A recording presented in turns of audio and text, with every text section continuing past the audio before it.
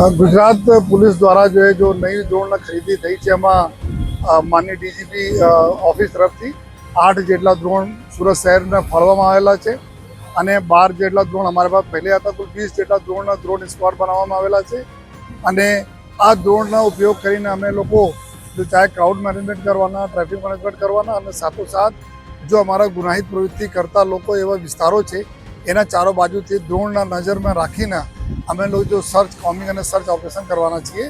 તો આ એક ફૂટેજ એના લઈને એના એવિડન્સ તરીકે જો કોર્ટમાં અમે લોકો પ્રસ્તુત કરવાના છીએ અને આવનાર દિવસોમાં જબ તહેવારોનું સિઝન ચાલુ થઈ રહ્યા છે ત્યારે આ ડ્રોનના મદદથી તમામ પ્રકારના લॉ ऑर्डर कंट्रोल કરવામાં पुलिसને ખૂબ મદદ મળવાના છે। हमारे समाज में बंद दरवाजों के पीछे एक खामोश संकट चल रहा है।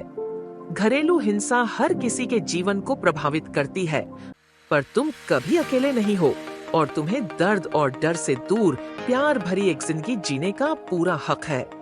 मौन तोड़िए और south Asian helpline and referral agency को कॉल करें। मिलकर हम इस चक्र को तोड़ सकते हैं, मिलकर हम जिंदगियां बचा सकते हैं।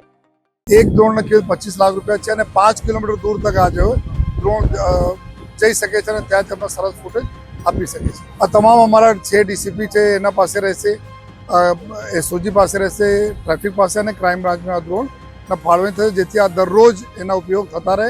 આ પ્રકારના અમે લોકોને જો ઓપરેશન અમે લોકો નક્કી કર્યા છીએ।